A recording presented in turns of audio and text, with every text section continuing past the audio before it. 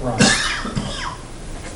and call the public hearing section of the Warrenton Board of Alderman meeting for Wednesday, August 22nd, 2018 into order.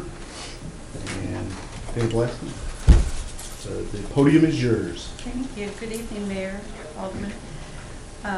So on the topic of the property tax rate for 2018, I would like to make a part of the public hearing in the municipal code by reference, and also the public hearing notice that was published in the Warren County Record on August 9th of 2018.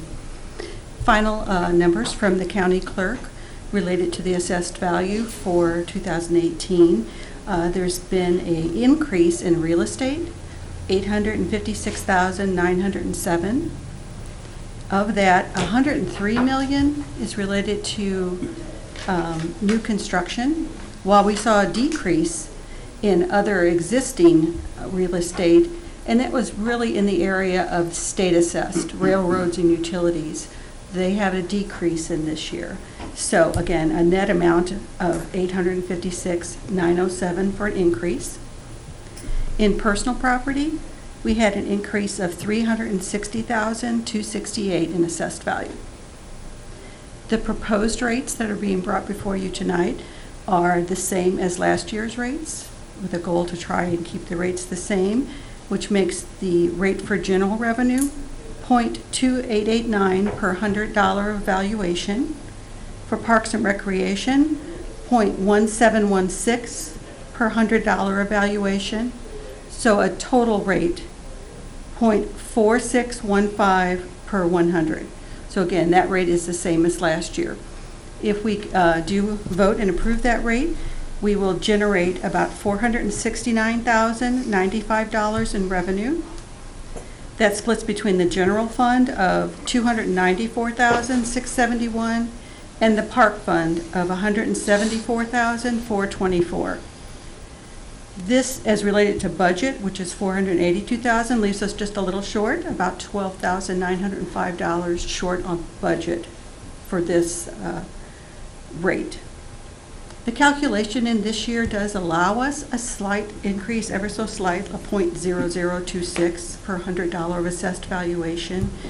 And even with that, it would only generate another $2,643,000. So, if the board would prefer, the ordinance is brought forward to you at the same rate as last year.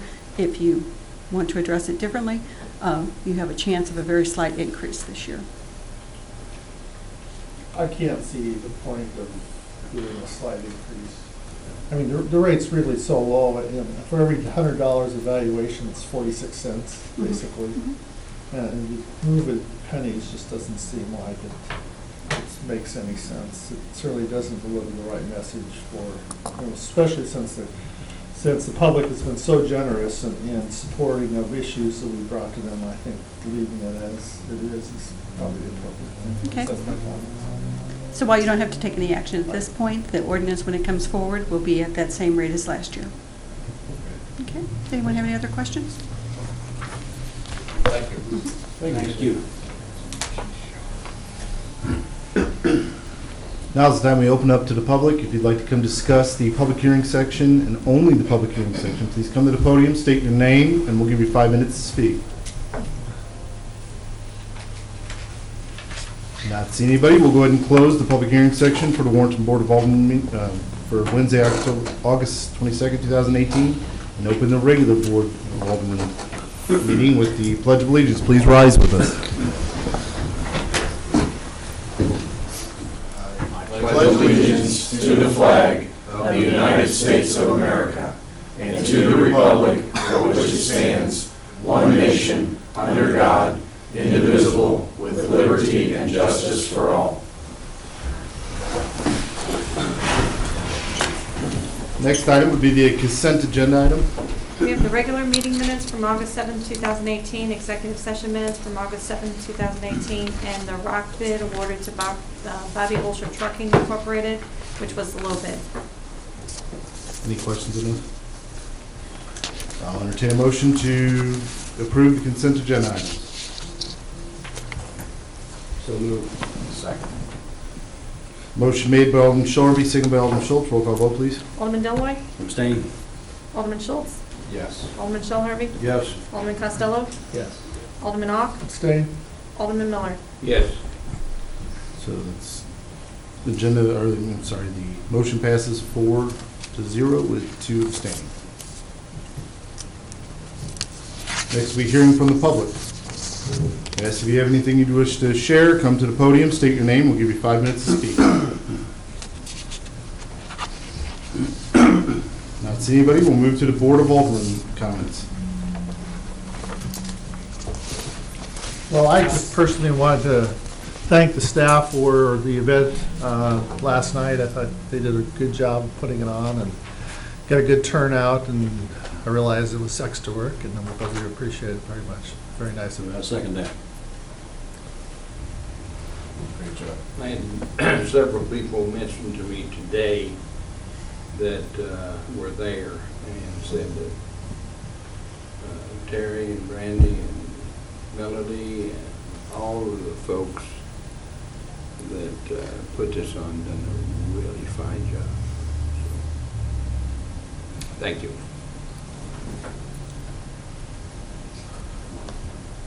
Any comments?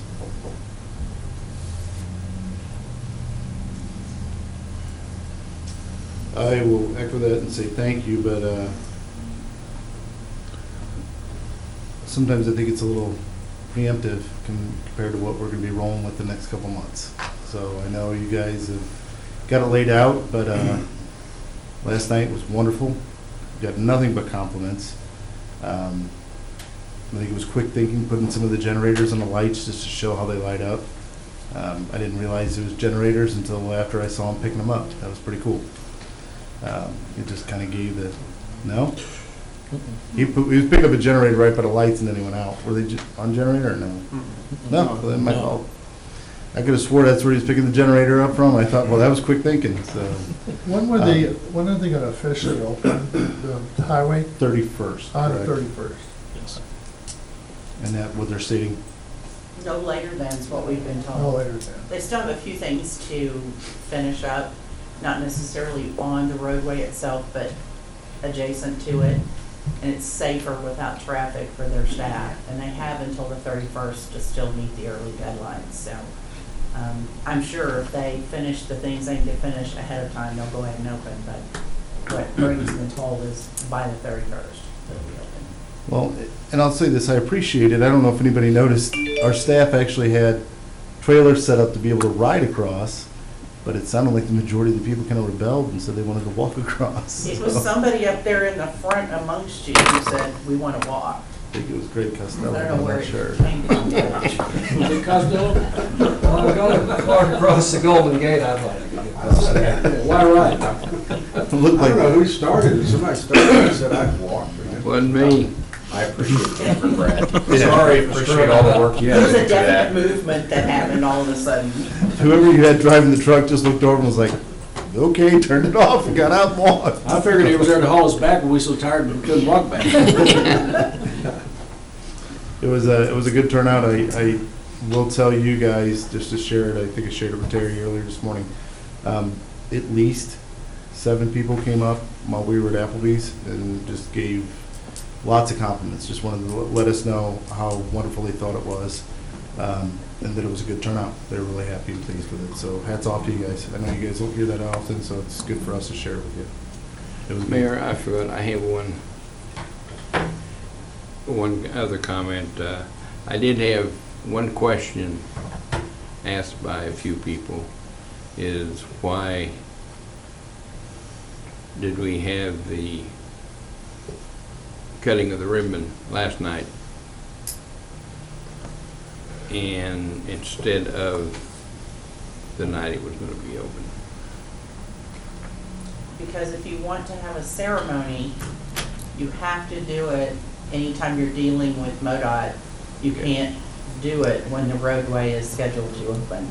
I think we So, were on MoDOT's time, weren't we? yeah, I mean, it is truly their roadway and they are in control. So you would not have been able to have it slated by MoDOT to open and then stop the traffic to cut the ribbon on the I day of just its said it was opening. MoDOT's decision. Yeah. So we wanted to have ceremony and the festivities, and we would not have been able to do that if we waited until the opening day to try to do it. And I think until people learn how to go around the roundabout the right direction, it was probably the only safe thing to do.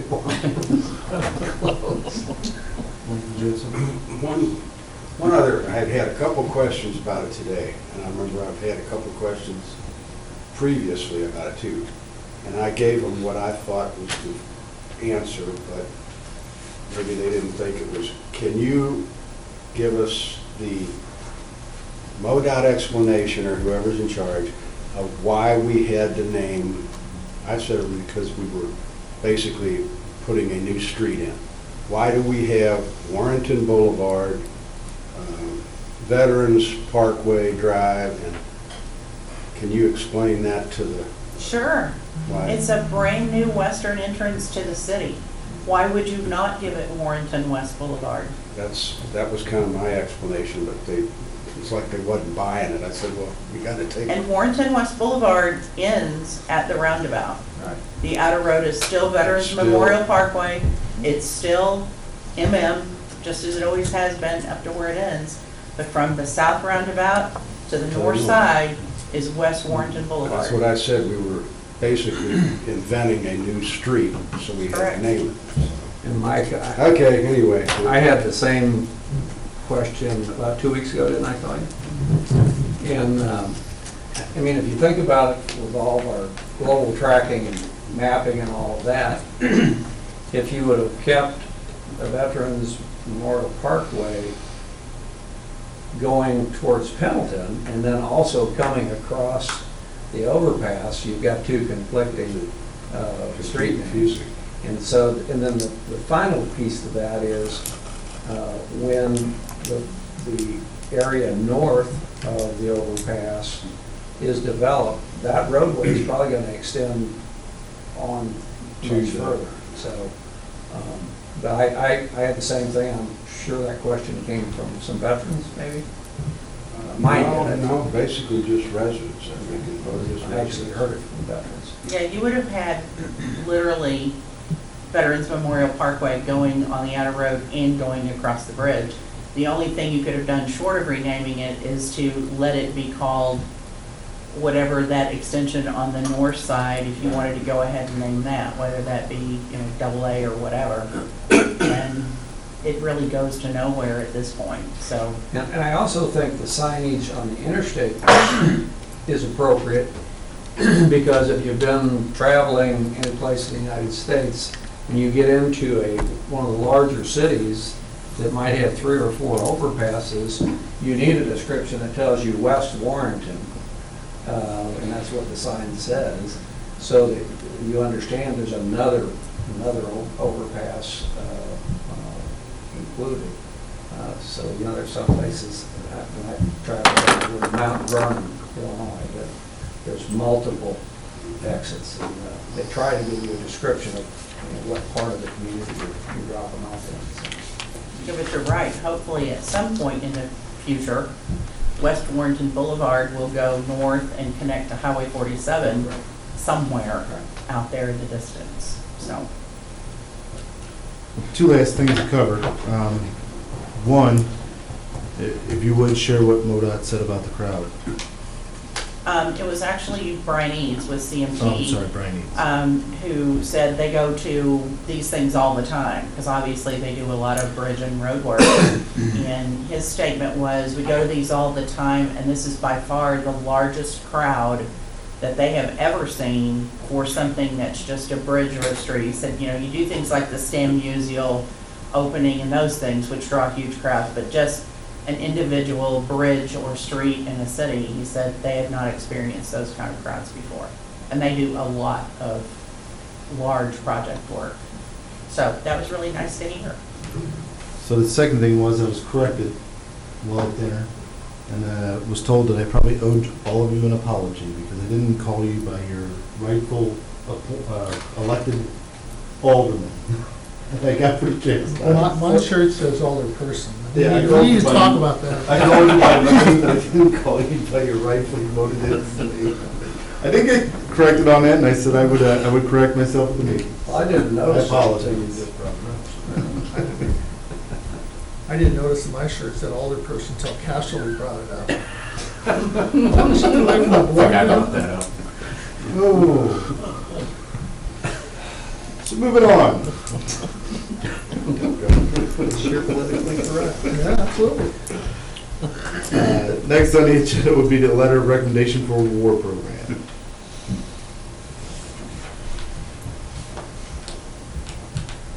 I was approached and asked if we would write a letter of recommendation for the program, as Jeremiah Cope has come up here before and spoken about what he's trying to develop and do down there, and he's asked to be on the agenda for approval.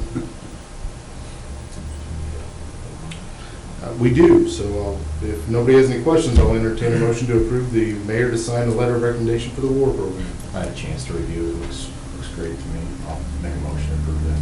Second. Motion made by Alderman Schultz, second by Alderman Miller. Roll call vote. Alderman Schultz? Yes. Alderman Shell Harvey? Yes. Alderman Costello?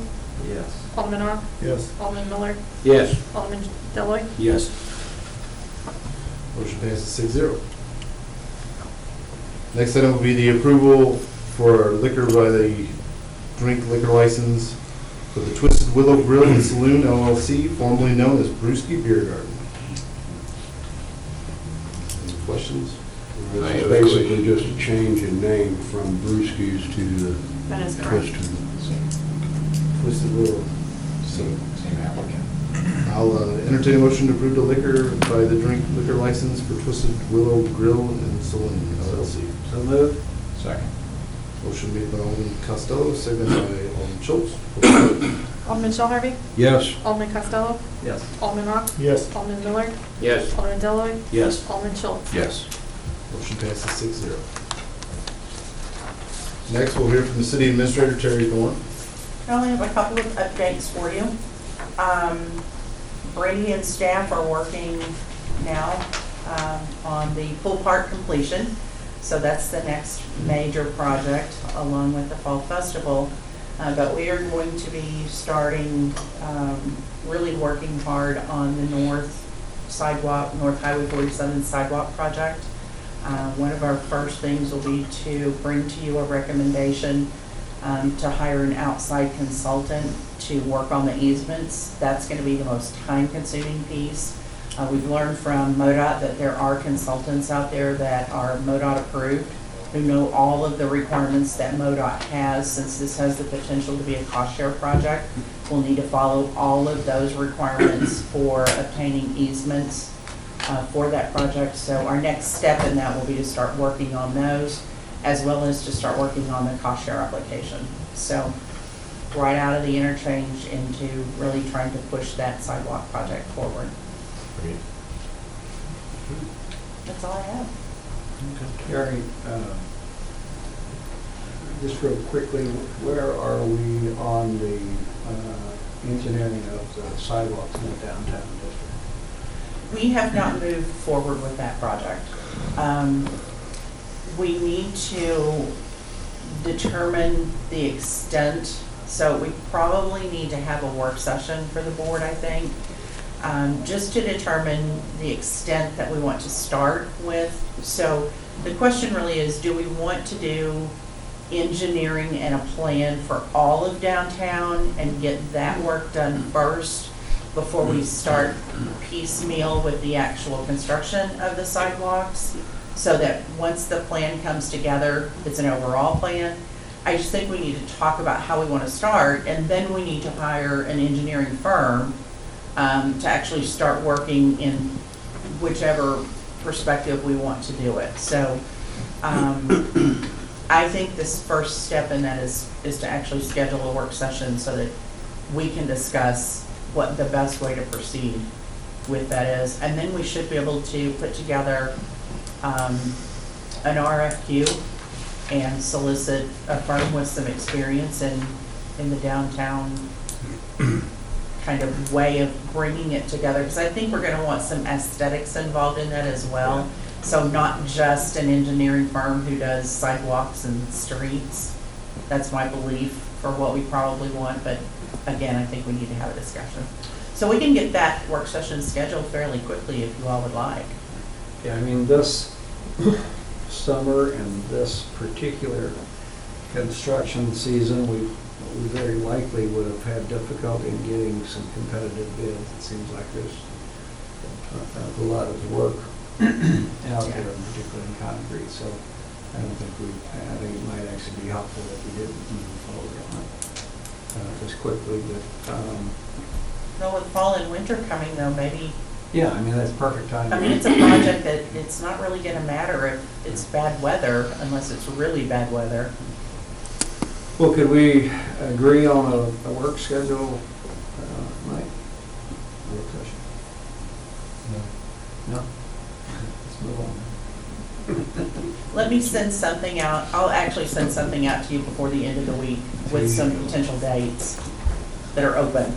And we'll get something scheduled in the near future and then get that moving forward. Perfect. Thank you. Since you brought up the downtown area, another thing I wonder if we could sponsor, or should consider sponsoring a meeting on, is the issue related to the kid problems we're having in the community. You know, we discussed this at a board meeting, we discussed in zoning, but those really aren't the right formats. I mean, there's a lot of providers out there, you know, be it in the school, or, you know, Teresa has a lot of experience, Teresa Brandt's a lot of experience, and I know our youth director at the church is working with kids all the time. I wonder if the city should sponsor some kind of meeting where we can just talk about issues in the community relative to that type of problem. In a format that's not intimidating or not threatening to anybody, but just seeing if we can brainstorm a solution as a community. I don't know if the board is open to that idea or not, but to me, that seems to be the way to go. Otherwise, we're going to be sitting in a zoning meeting or a board meeting discussing social issues when we should be discussing zoning issues. Once say no, we maybe look at it. Well, you can say no. No, I'm just kidding. There's all this Photoshop. Photoshop would make you look a little better. Yeah, Photoshop. I think it's a great idea, actually, put it on the community leaders are looking into it, and like kids. I mean, do you have any problem with the city sponsoring that, or do you think we ought to try to do it a different way?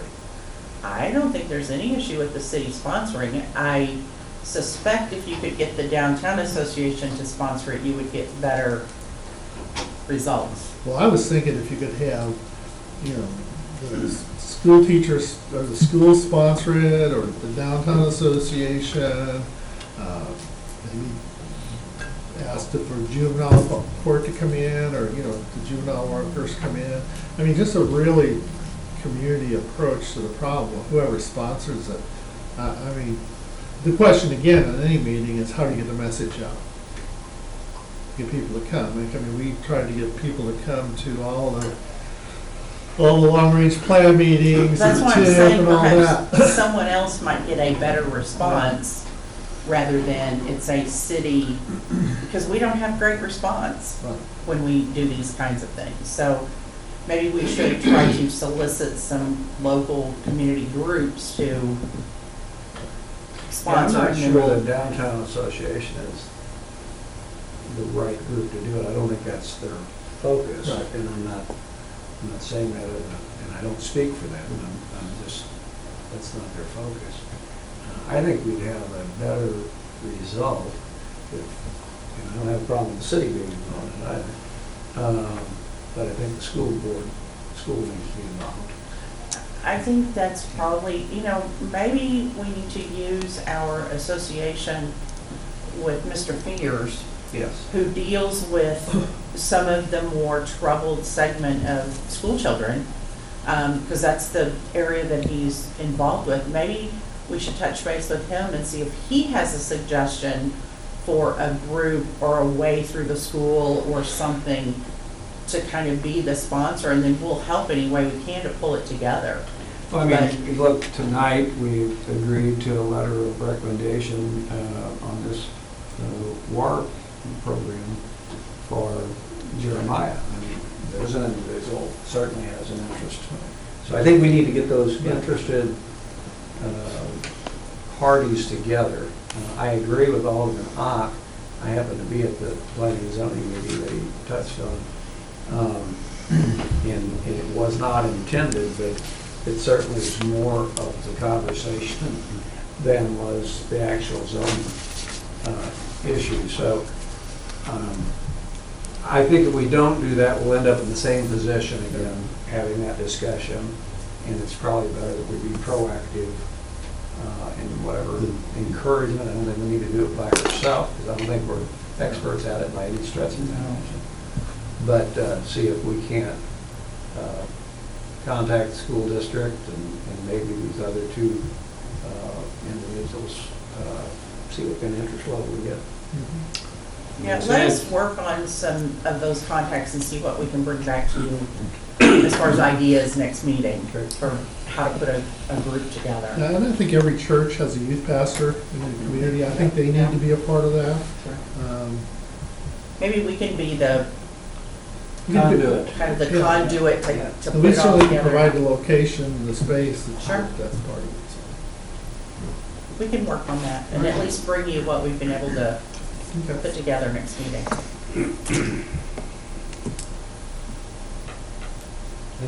Any further? All right, thank you.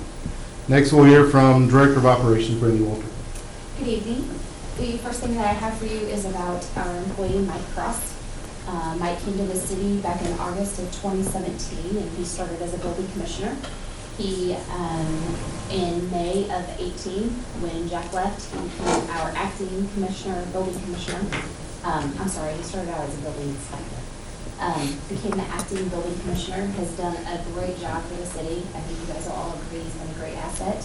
And so effective August 7th, we promoted him to the official building commissioner. Very good.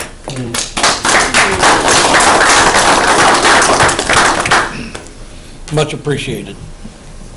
I wanted to hold off on one, make you squirm a little bit.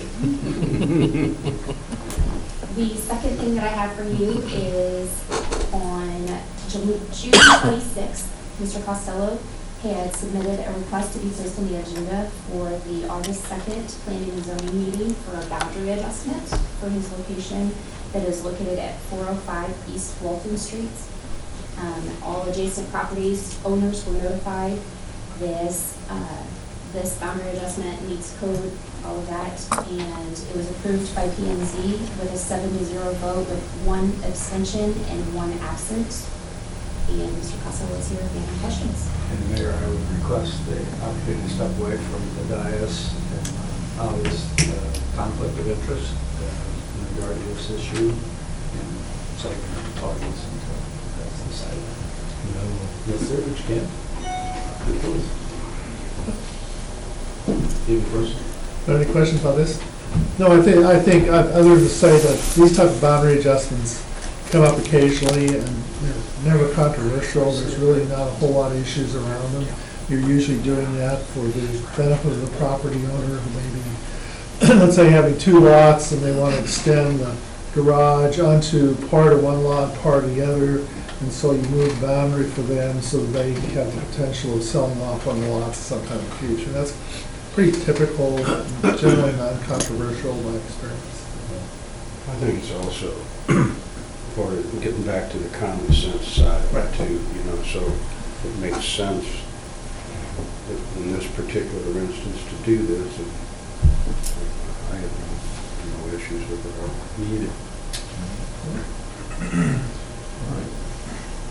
It's going to be building on the agenda, so Yeah. now's the time to ask any questions.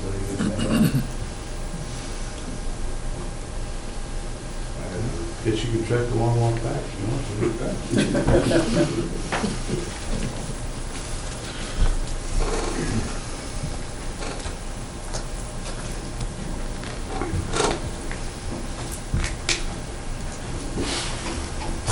All right. And then the last thing I have is on June 28th, Will King submitted also a request to be placed on the agenda for the August 2nd planning and zoning meeting for a boundary adjustment as well for the property located at 1000 Warrenton Shafts. All adjacent property owners were notified. It does meet code requirements. It was approved by planning and zoning with an 8-0 vote with 1 absent. And Mr. Choate from Will King is here if you have any questions. Any questions? Stacy? I mean, again, pretty typical type thing that we face. And then it will be a bill later on the agenda as well. That's all I have. Next, we'll hear from Public Works Director Guy Jeevers. Good evening, Mayor and Board. First time I have is my monthly report.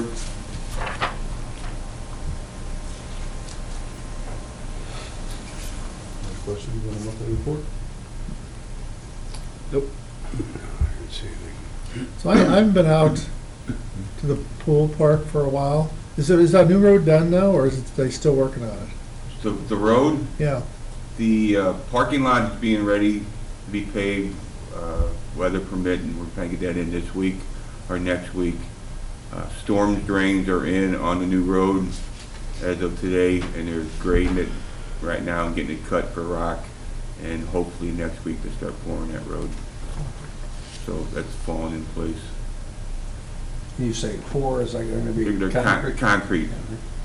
And then we're doing the rest of the water line on the far side and getting that in and getting the bathrooms in for the pavilion and the dog park. Any other questions? Next item I have is the parking on Main Street. And I think in the Dropbox I have a map showing where you see the X's with a circle around them where the signs need to be placed.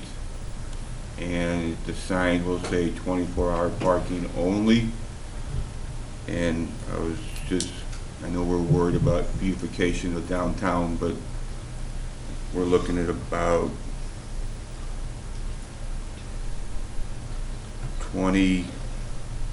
34 signs total going up and down Main Street and the side streets, and so I'd be. To me, it looks like overkill. That's Well, exactly here's the what I reality. thought. Right. In order to meet the code and for the PD to be able to enforce the no parking, there have to be signage indicating that there is no parking. So if we're going to try to enforce it, then we've got to have the signage, and quite frankly, it is not going to be attractive. Well, is there an option to have signage as you enter into downtown that says this is a no parking zone, as opposed to all the signs to notify whoever it is that this is a zone, as opposed to putting that many signs on? According to our city attorney, if you want the tickets that get written for the violators to be able to be brought to court, it has to be visible and it has to be identifiable where that is. Why isn't Well, let's this- say, that's the thing, you know, we're talking about basically one, individual? thank you, I wasn't gonna be that polite, but one individual that's causing this whole thing, and it is overkill, Absolutely. you know? All he's doing is just trying to embarrass the city. I mean, to me, if we do this, we'll be ridiculed. And I would think the Downtown Business Association, if they saw this, would go, I don't know. I agree with you 100%. I think that they are going to be unhappy with the way it looks. I think they're going to be unhappy in the long term because of the effect on their customers. Yes, absolutely. Potentially. So the reason we brought this back to you, although there has been a vote to do this, if you recall, when we really started looking at the impact and how this is going to look and the impact it's going to have, we brought it back tonight to say, are you sure this is what you want us to do? And are we sure this is the right thing for the city to be doing? Or do we simply just ignore the fact that we've got this violator and eventually it'll go away? Well, I think what we ought to do is defer this till a meeting when Chris can be here, because, I mean, Chris has taken a strong position. And I've been to places where there's been parking zones that didn't have 100 signs. So I think Chris is being, in my opinion, be overly aggressive in what he's asking us to do. And so I would like to have a conversation with him to see if there's a better alternative, because I can't vote and support this. I'm not going to vote and support this. And I'm going to argue on the side of Chris and tell you that, and I'm not trying to argue, but there is certain situations where if it's just one sign, which I agree would be beautification and it'd be better for the downtown, but it is arguable that if you miss that, it was not well posted, and it can be argued in court for any type of citation. That's why, I mean, I think he has gone a little overkill in this, I think but at the same time, I get where he's coming from, and maybe cut back on a few signs, but it has to be a certain amount to fit that it was very, very evident that there was 24-hour parking for them to be able to issue a citation. Correct me if I'm wrong, I thought our ordinance said any vehicle left over 25 hours could be towed. Where a sign is posted. It has to be where it's posted. But the question I'd have for Chris is you can make the ridiculous argument that there has to be a sign in each front of each parking place because it's posted for that specific spot. And obviously that's absurd. Well, So understand, this border is absurd too. this map was not put together by Chris. I understand This was that. put together by Guy and the police chief to say this is where, in order to feel like we are appropriately marking with signs, so Chris didn't put the map together. Chris said it has to be visibly posted to make the ticket stick. I think we're getting all sorts of flack I from the agree. Downtown Business Association, and rightly so if we go ahead with this approach. And let me just ask this, either of Guy or Chief Eller. Were these the same amount of signs we had up before for the 2-hour parking? Would they be basically going in the same spots they were before? What I did when I looked at it, so if you're coming down Main Street, between both blocks, 2 signs. You gotta do the same thing on the other side. Then I was asked to take it to the alleys. So when you tap to the alleys, the side streets to the alleys, so that means you got a sign on one side of the street and a sign on the other side of the How street. big is this sign? 12 by 18. Do we And then, know? and you're also, you have to get them up high enough so when somebody pulls in, the signs are up high enough over top of the car, and they're gonna be pushed in the street. And if you put them on the parking spot and somebody hits them, then you need a breakaway, so when they didn't knock them over, we can replace them with another one. But the signs we took down, does anybody remember how many signs were per block? That was before my time. So what's the difference in what we're asking here? And in the wintertime, when you go with your snow routes, you don't have this many snow routes signed up. That's true. We have snow routes located on the routes, there's signage on the snow routes. But there's not a lot. I mean, No, Steinhagen absolutely. Road is a snow route, and I would imagine from my home at one end to 3 blocks down, I would imagine there's maybe 1 sign, maybe 2. And they're not as glaring, I guess, too, so you don't notice. And we're probably having the argument with the wrong folks. You know, I agree with Gary that we need the city attorney here to have this discussion. But you and I both know, you'll tow away a car that's sitting in a snow route when you're plowing, and you should. And those aren't posted like So this. is the question, if our code did not say where it's posted, That's what I'm questioning. and we put a sign on each end of Main Street that says, no parking over 24 hours in this zone, and we put one at each end, then Another example was in the paper this week of someone complaining about basically the Jake breaks going down to Binkley. There's 1 sign there. And we still have, the chief and his officers have the authority to give tickets when somebody's using a Jake brake or a motorized brake and it's causing excessive noise. So the question to me really is, can we just remove that part of the code that says where it's posted?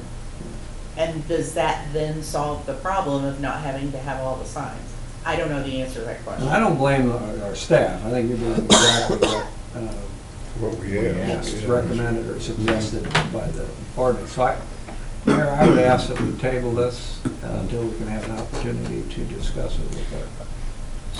All those on the board in favor of tabling it? Yes. Yes. It'll be tabled until we can get clarification from legal staff. By the way, thanks, Guy and Larry, That's for your work on it.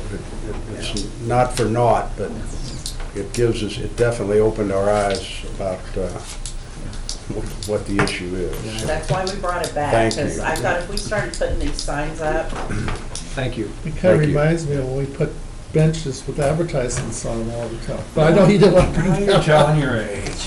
That used to be the worst decision we ever made. I'm not sure if it still is. Well, it was the worst I've ever made. And they don't even remember because they No. weren't here. We allowed advertising on park benches on Main Street. I've heard stories. Yeah, well, they're all true. I'm glad I wasn't here with them. So you literally had a park bench with the competitors advertising in front of a business. Did you ever notice that?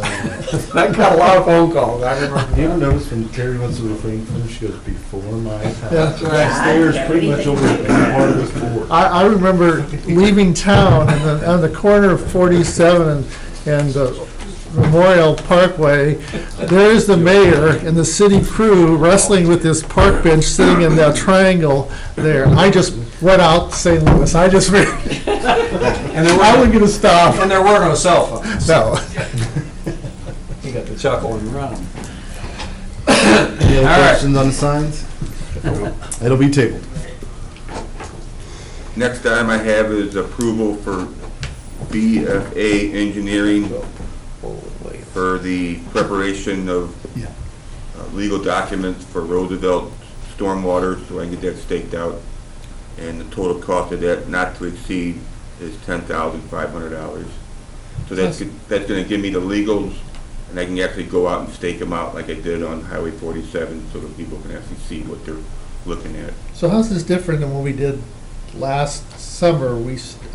Last year we staked a bunch of stuff out there. Well, I don't know if we did. Somebody marked a lot of lines. That was for them for design mode, so they knew how wide to make it, where we're gonna be at, and Because then. I know we get the question on this because I got a lot of questions last summer when the markings faded away and why into the project? So this is a more direct So purpose. the homeowner can actually see, this is what's going away, and this is what's not. And out of 23, I believe, or, hang on, out of 21 parcels, only 3, I believe, are permanent, and it's that much.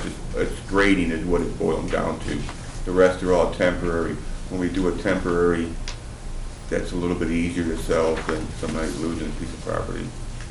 But none of them is a large amount of property, but it just helps when it's staked out Right. and they can actually visually see that. Once they get this approved, I can move forward and get this project finished up. So we don't have any easement issues. Just on 3 of them, Just 3.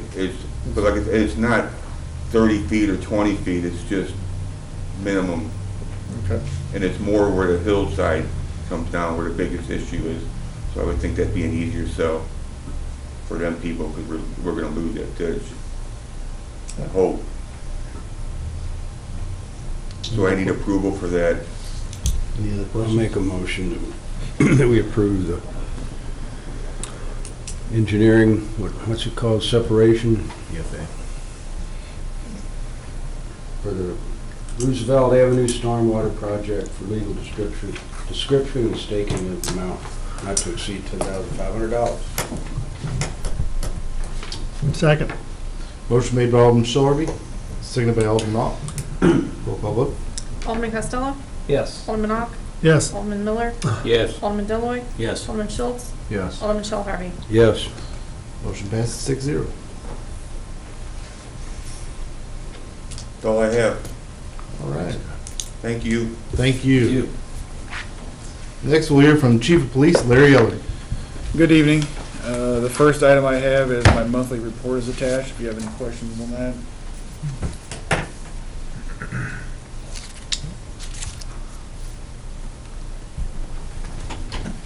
Any questions? So the next item I have is I have 6 policies for your consideration. The first taser is just, there's been some language added to satisfy the latest taser policy change, which is to include information there on positional asphyxia. The second one, standard of conduct, it's pretty self-explanatory. It's a baseline standard of conduct that's required by CALEA for all officers to follow. Bias-based policing is also known as racial profiling, so that's a policy strictly prohibiting that practice. Emergency vehicle operations spells out the equipment we have to have on our cards, another CALEA standard, and as well as emergency and non-emergency operation of the vehicle. Criminal intelligence is that's to deal with sensitive intelligence that we gather and who's responsible for storing and disseminating that information. And then vehicle pursuits is pretty self-explanatory also. Any questions on any of those policies? Entertain a motion to approve the following: TASER, EOC, standard of conduct, bias-based policing, vehicle, emergency vehicle operations, criminal intelligence, and vehicle pursuit policies. So moved. Second. Motion made by Alderman Deloy, second by Alderman Costello. Roll call vote. Alderman Ock? Yes. Alderman Miller? Yes. Alderman Deloy, Yes. Alderman Schultz? Yes. Alderman Shell Harvey? Yes. Alderman Costello? Yes. Motion passes 6-0. Then the last thing I have is, last board meeting, there was some interest shown in our sponsorship through the academy. An update on that would be our officer that is being put through the academy. Actually, we won a lottery slot for that academy seat, so the academy is actually going to pay $4,300 of his tuition. Nice. Of the $4,300? It's, what was it, 58, so of 58, they paid 43. And he starts on September 6th. Did you buy a lottery ticket after that? I think I used up all my luck on that one. Well, it's nice luck there. And that's all I've got. It's good information. Thank you. Next, we'll hear from Building Commissioner Mike Cross. Good evening, Mayor and Board. Before you have my monthly report for code enforcement and permits. Any questions? So with as much construction going on in the home area, are the contractors running into issues, supplies or labor, or Labor, labor is an issue? that's the biggest issue they have right now. Materials is not an issue, it's finding carpenters. Okay. So we're still on pace to have 50 homes built here this year. Wow. That's great.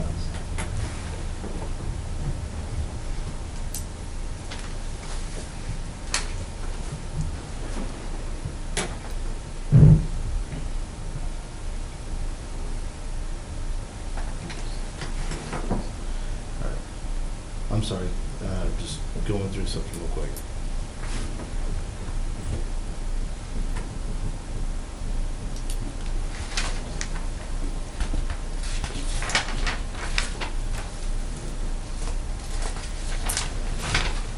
While we're waiting on The mayor. the mayor, can I go back to the water report for a second? Sure.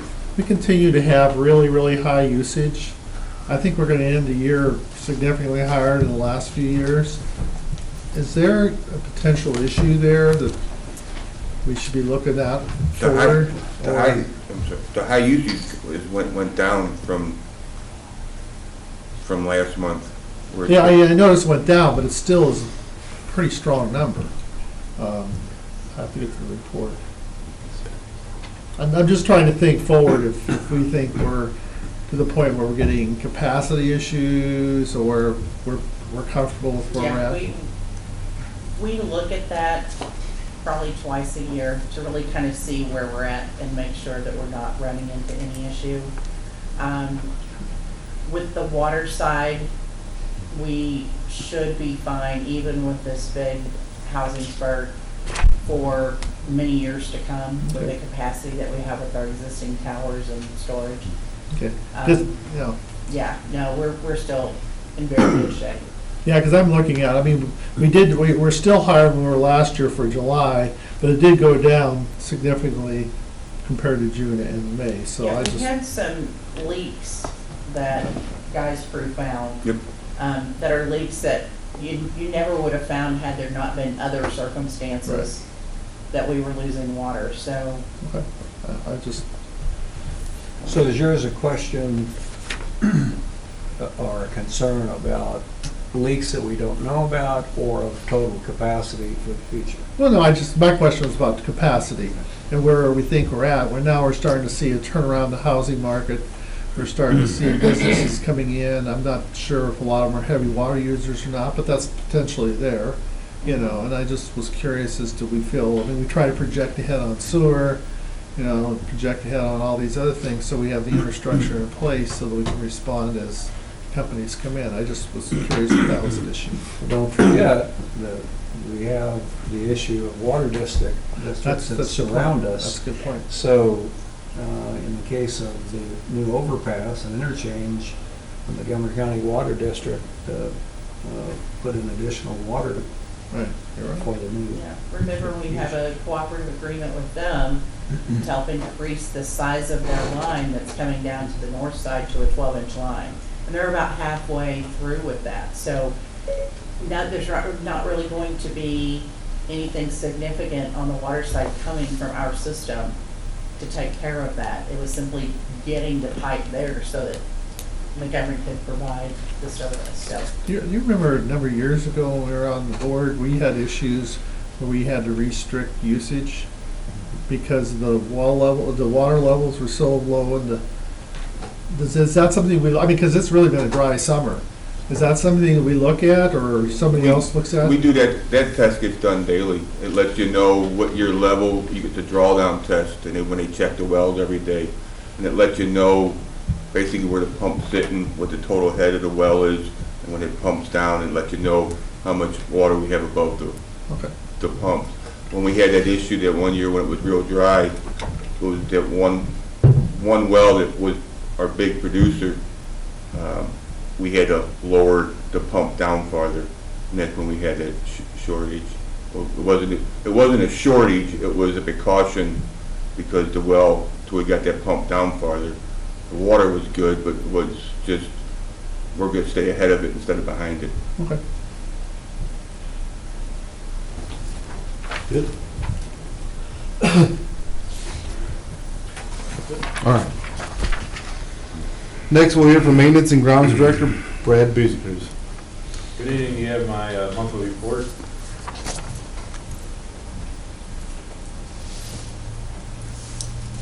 Well, I was out on some site the other day, and it looks like you guys have the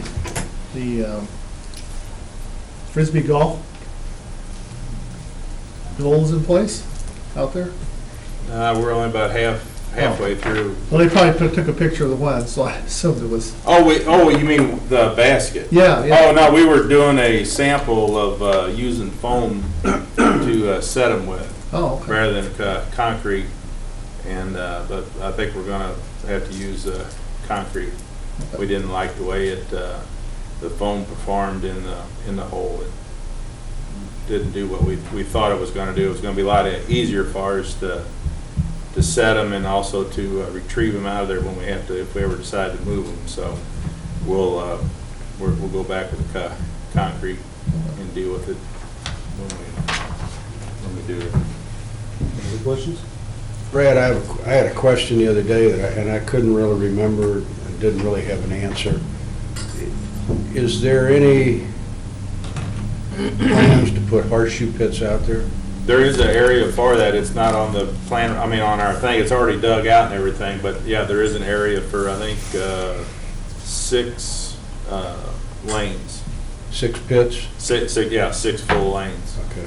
that will not be part of what opens in October. Well, probably the wrong time of year anyway for it, but I did have that question, and like I say, I didn't really have an answer for him, so I can tell him because it's good. I don't know, in Shorty, is there any a bad time of year to play horseshoes? I can enjoy it. Well, I don't know. I think, well, right now they got the state tournament coming up or something, so I don't know. Maybe it is. I don't know what it's going No, to be. I'm just giving you a hard time.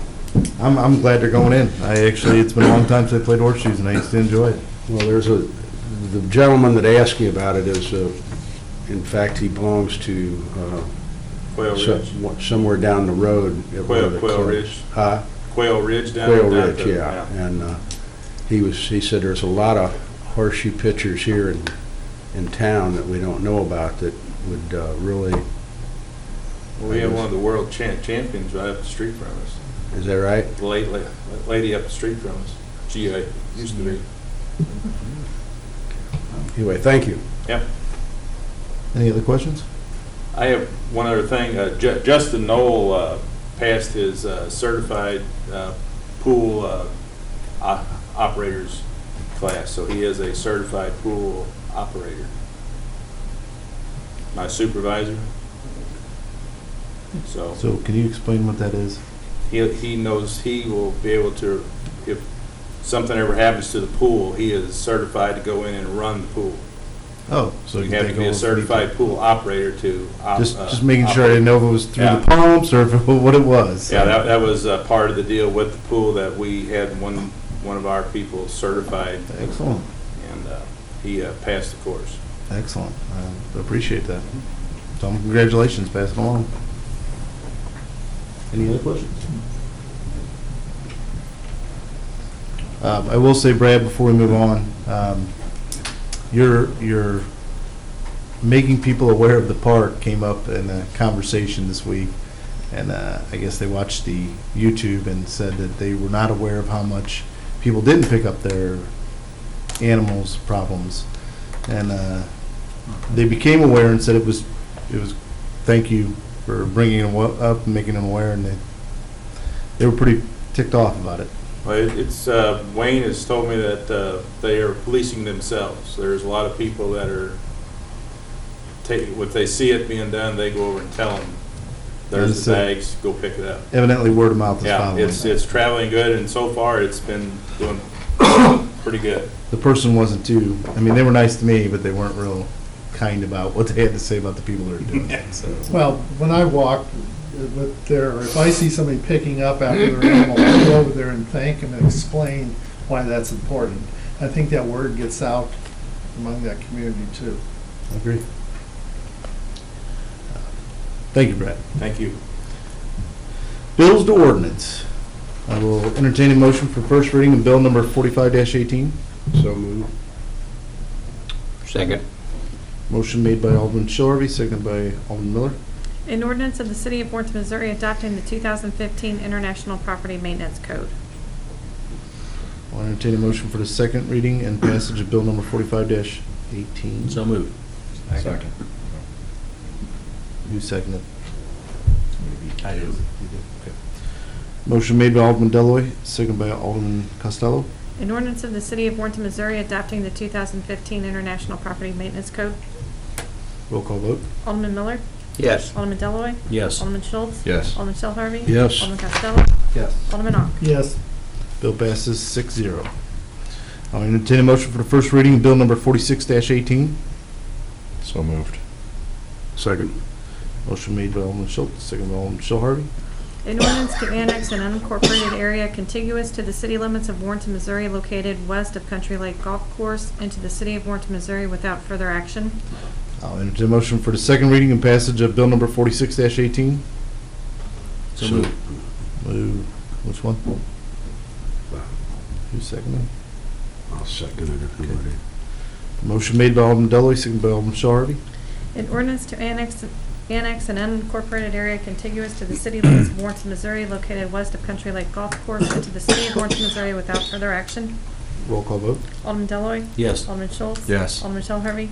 Yes. Alderman Costello. Yes. Alderman Ock. Yes. Alderman Miller. Yes. Bill passes 6-0.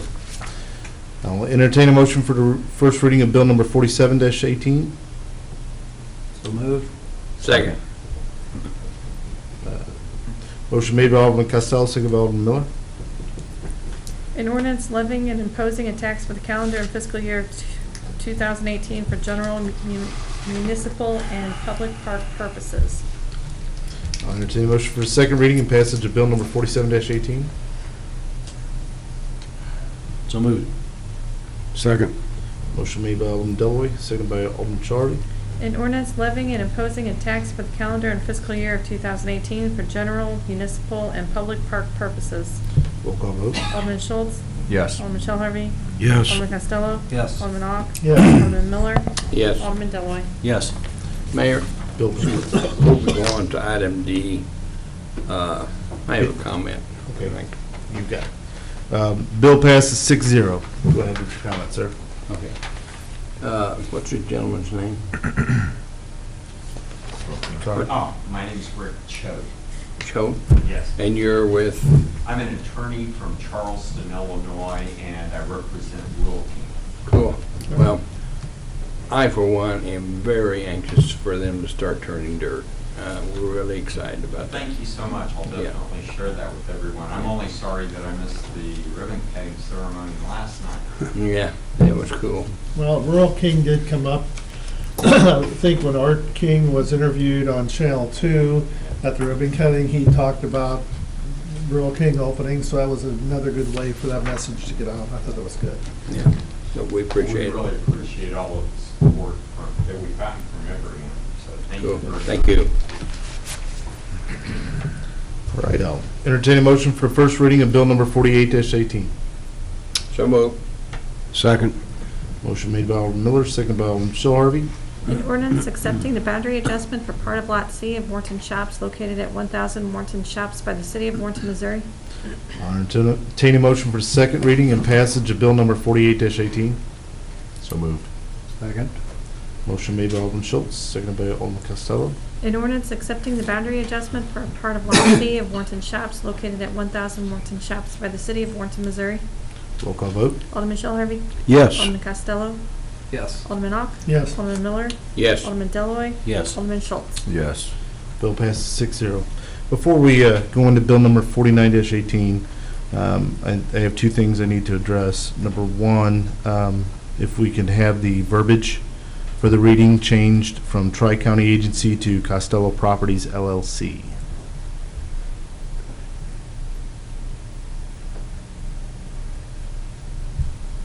I think the application shows that, doesn't it?